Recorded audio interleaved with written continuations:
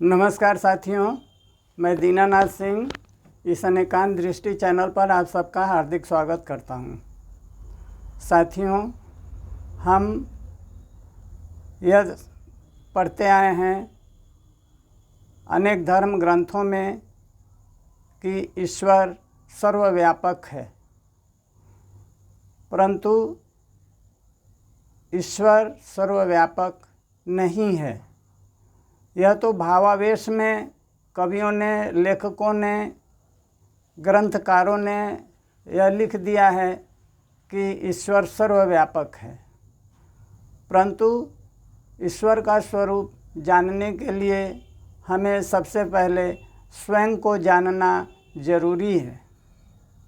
बिना स्वयं को जाने हम उस परम सत्ता तक नहीं पहुंच सकते। पहले हम स्वयं को जानें कि हम असल में क्या हैं। हम अपने को शरीर मानते हैं और शारीरिक जो है कार्यकलाप में लीन रहते हैं और हमारे संस्कार शरीर के ही इर्द गिर्द घूमते रहते हैं और हमारा देहाभिमान गाढ़ा होता जाता है। यानी हम अपने को शरीर मानकर चलते हैं, किंतु हम वास्तव में शरीर नहीं हैं, आत्मा हैं।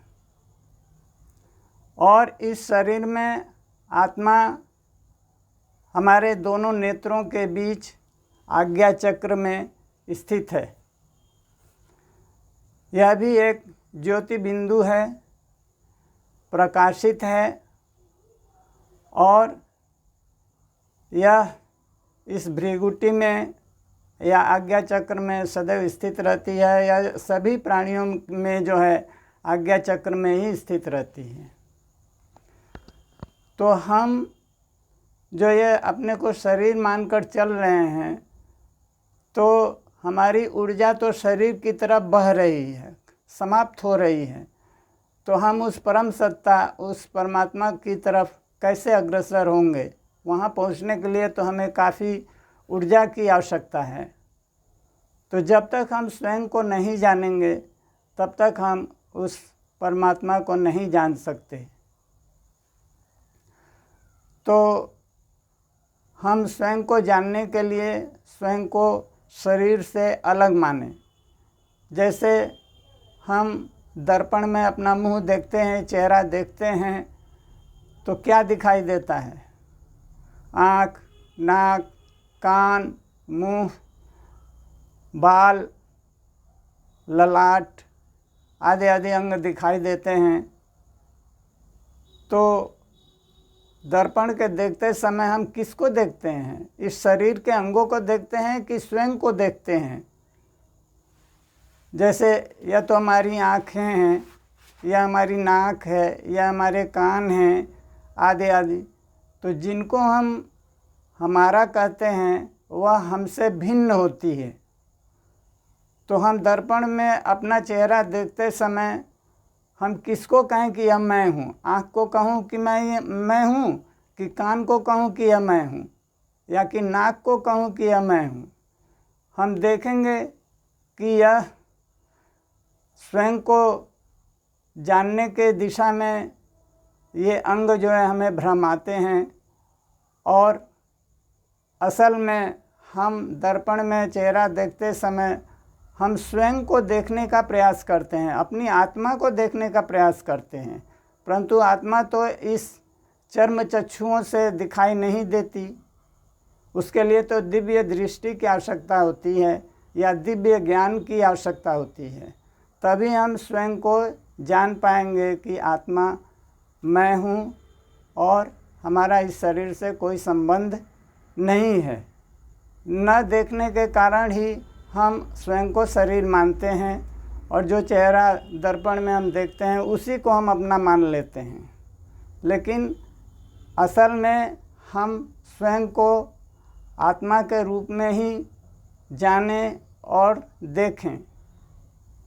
यह एक ज्योति बिंदु है और हमारे आज्ञा चक्र में सदैव स्थित रहती हैं। तो जब हम स्वयं को जान लेंगे तभी हम परमात्मा की तरफ अग्रसर होंगे, क्योंकि आत्मा की जब ज्योति जल जाएगी, जब ऊर्जा जग जाएगी, तो वह स्वयं ही परमात्मा की तरफ अग्रसर हो जाएगी।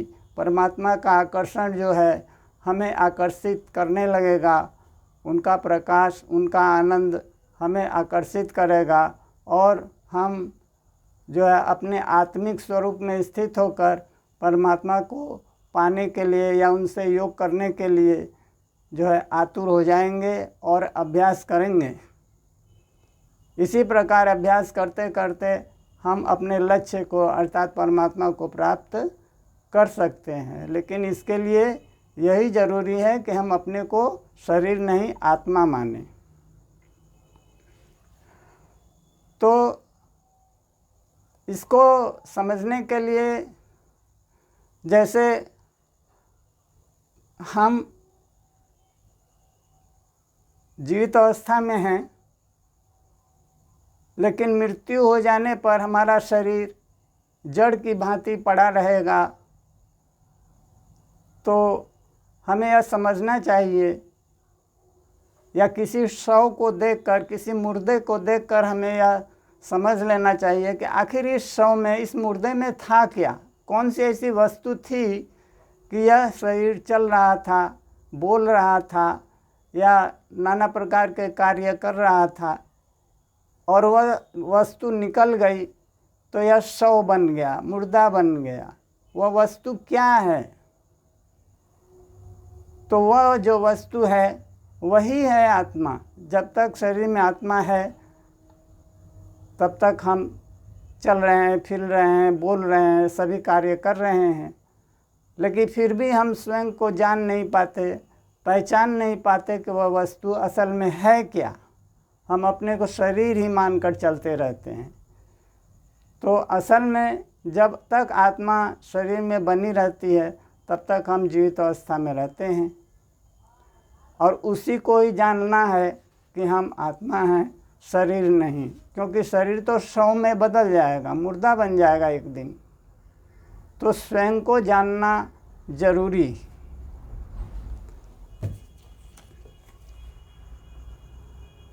अच्छा, अब आता है कि हम अपने धार्मिक ग्रंथों में पढ़ते आए हैं कि ईश्वर सर्वव्यापक है। तो यदि ईश्वर सर्वव्यापक है तो इसका मतलब हुआ कि ईश्वर हम में भी है, आप में भी है और सभी वस्तुओं में भी है। तो जब ईश्वर तो जो एक परम सत्ता है हम में स्थित है, तो हम दुष्कर्म क्यों करते हैं? आज जो हम देख रहे हैं चोरी, छिनताई, डकैती, बलात्कार, हत्याएं हो रही हैं, क्या वह परमात्मा कर रहा है? परमात्मा तो हम मानते हैं कि सर्वव्यापक है, हम में भी स्थित है। तो परमात्मा हम में स्थित होकर यही सब कार्य करवा रहा है। हमने कभी इस बात पर गौर नहीं किया, विचार नहीं किया। तो इससे साबित होता है कि परमात्मा हम में स्थित नहीं है, सर्वव्यापक नहीं है।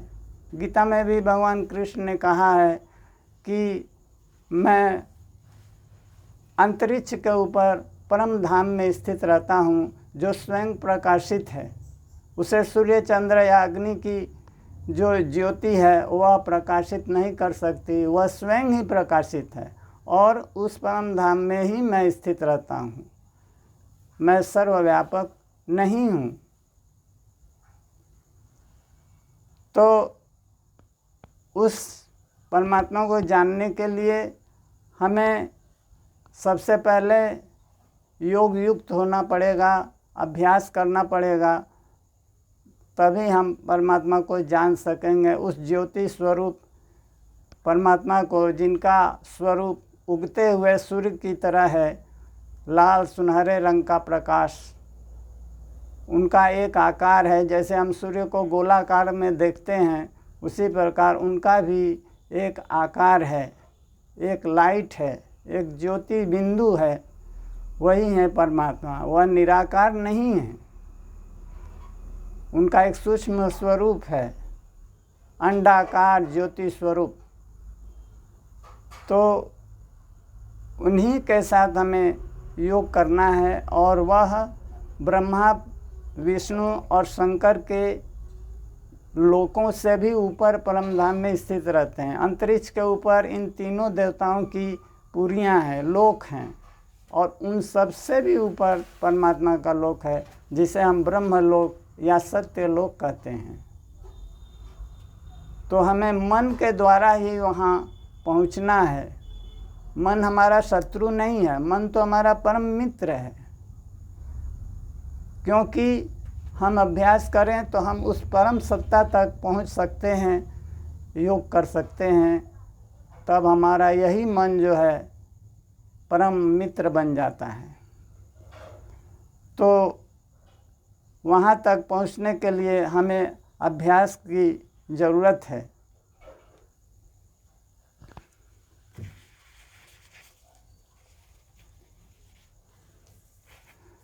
सभी देवी देवता जो हैं धर्म की स्थापना के लिए पृथ्वी पर अवतार लेते हैं, और धर्म का जो है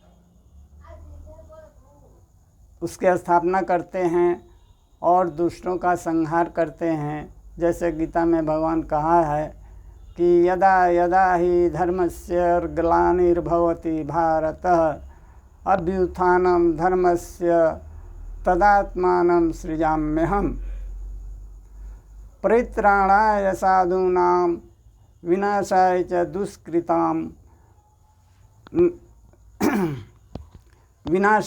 दुष्कृतां। धर्म की स्थापना के लिए मैं युगों युगों में अवतार लेता हूँ।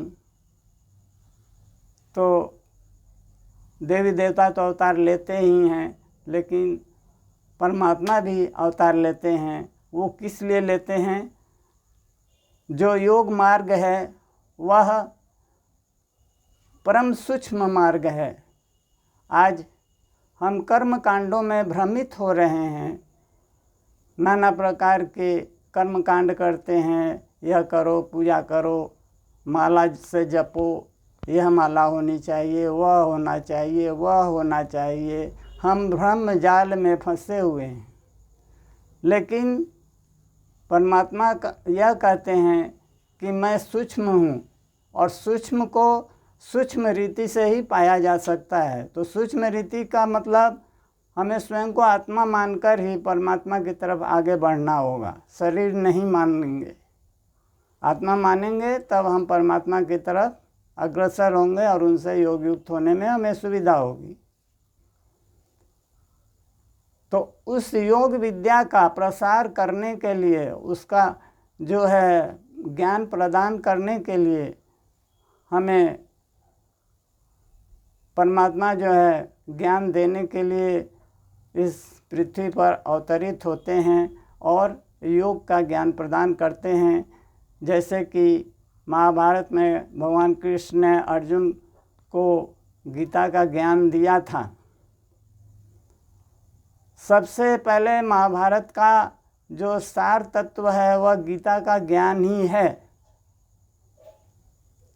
दुर्योधन ने क्या किया, कि पांडवों ने क्या किया, कि कौरवों ने क्या किया, कि चीर हरण हुआ, कि अभिमन्यु का वध हुआ, क्या क्या हुआ, इन सब का कोई उतना महत्व नहीं है। इन घटनाओं का उतना महत्व नहीं है। सारी महाभारत में जो गीता का ज्ञान कृष्ण जी ने अर्जुन को दिया वही सार तत्व है।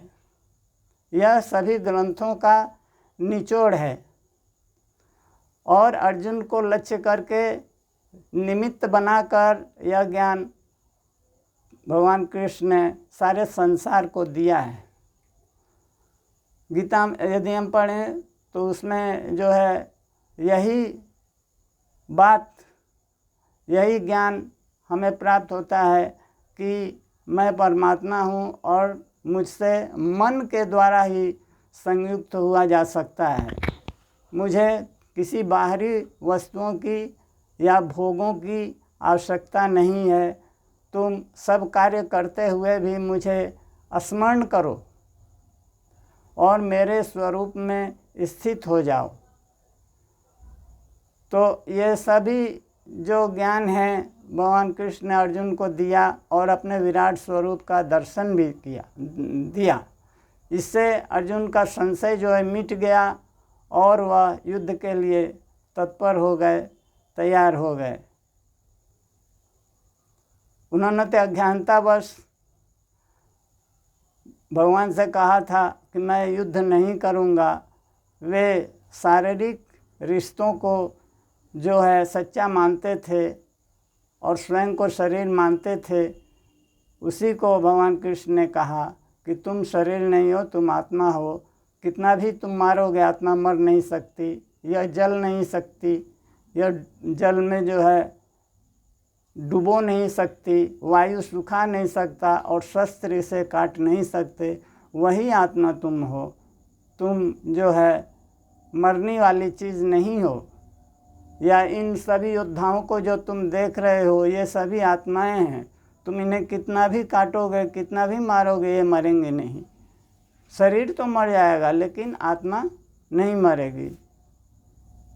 तो तुम युद्ध के लिए तैयार हो जाओ, शोक मत करो, क्योंकि ये सभी आत्माएं हैं और आत्मा का विनाश नहीं होता। तो इस प्रकार का जो ज्ञान जो उन्होंने अर्जुन को दिया, तो अर्जुन को निमित्त करके उन्होंने सारे संसार को यह ज्ञान दिया है। अर्थात हमें जो है गीता का अभ्यास करना चाहिए और उनमें जो ज्ञान की बातें बतलाई गई हैं तदनुसार हमें अपने आचरण में उन्हें उतारना चाहिए और उसका अभ्यास करना चाहिए। तभी हम एक दिन अपने लक्ष्य को अर्थात परमात्मा को प्राप्त कर सकते हैं। तो इस संसार का जो कारण है वह परमात्मा है। परमात्मा के सत्ता से ही यह संसार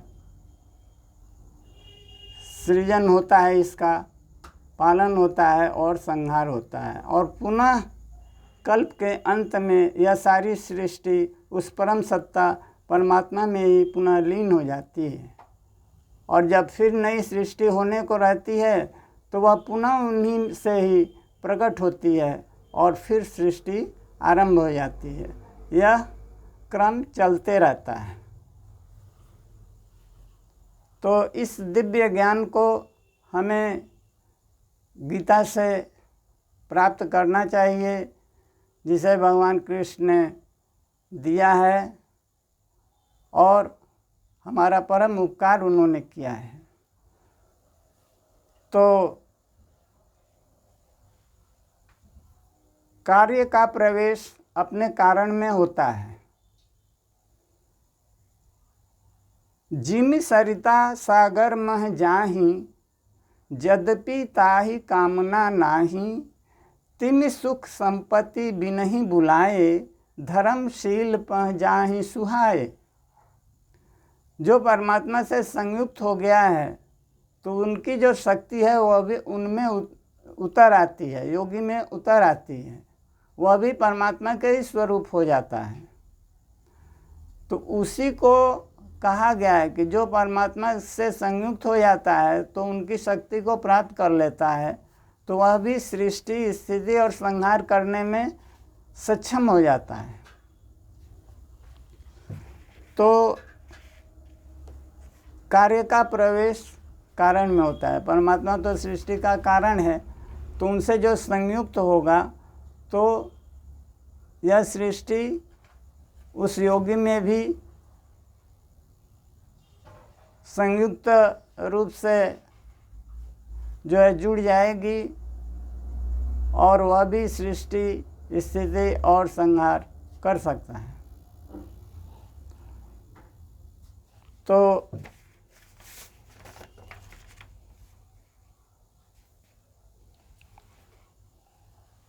हमें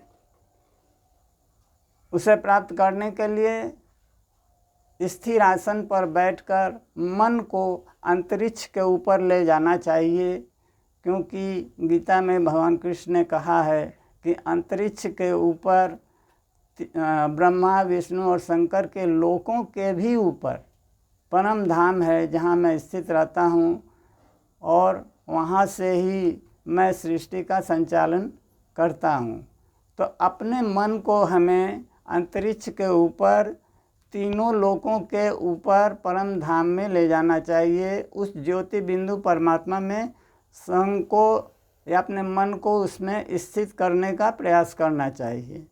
यहाँ जो है हमें अपने देहाभिमान को, अपने शरीर जो हम मानते हैं, इसे यहीं पर छोड़ देना होगा और मन के द्वारा हम उस परमात्मा तक पहुँचने का प्रयास करेंगे, तभी हम उनसे संयुक्त हो जाएंगे। क्योंकि परमात्मा ज्योति बिंदु है और हम भी आत्मा हैं, तो हम भी ज्योति बिंदु हैं। तो ये दोनों ज्योतियाँ जो हैं संयुक्त होती हैं मन के द्वारा।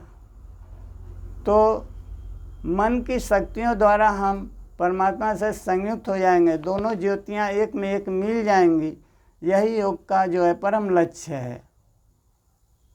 तब हमें परम आनंद की, परम शांति की प्राप्ति होगी और शक्ति की भी प्राप्ति होगी, जिसके द्वारा हम कुछ भी कर सकते हैं। तो यही जीवन का लक्ष्य है, क्योंकि जीवन जो है केवल जीना, खाना, सोना और मर जाना ही तो जीवन नहीं है। यह तो पशुओं का भी जीवन इसी तरह होता है, वह भी जीते, खाते, सोते और मर जाते हैं। लेकिन हम में तो भगवान ने, परमात्मा ने बुद्धि और विवेक दिया है। तो इस विवेक का उपयोग करते हुए, अपनी बुद्धि का उपयोग करते हुए हमें परमात्मा की तरफ अग्रसर होना चाहिए, उनसे योग युक्त होना चाहिए। उसी को कहा गया है, धर्म ग्रंथों में यह कहा गया है कि जो इस स्थिति को प्राप्त कर लेता है उसे और कुछ जानना या करना शेष नहीं रहता। अर्थात जो पाना था सो पा लिया, जो जानना था सो जान लिया, अब कुछ करना नहीं रहता। भगवान कृष्ण ने कहा भी है कि जो स्वयं को जान लेता है वह अपनी आत्मा में सुख वाला, आत्मा में ही ज्ञान वाला, आत्मा में ही शक्ति वाला बन जाता है। उसे बाहरी वस्तुओं से कोई सरोकार, कोई मतलब नहीं रहता है और वह परमात्मा को प्राप्त होकर परम आनंद की अनुभूति करता है और जीवन मरण के चक्कर से मुक्त हो जाता है। इसी को मुक्ति कहते हैं या मोक्ष कहते हैं। तो इस स्थिति को प्राप्त करने के लिए हमें परमात्मा से जो है योग करना चाहिए और उन्हें क्षण प्रति क्षण स्मरण करना चाहिए, क्योंकि मानसिक शक्ति के द्वारा ही हम उनसे संयुक्त हो सकते हैं। तो आवश्यकता है हमें निरंतर योग का अभ्यास करने का, तभी हम परम लक्ष्य को प्राप्त कर लेंगे। अब इतना ही कहकर मैं अपने वक्तव्य को विराम देता हूँ। आप सभी को बहुत बहुत धन्यवाद।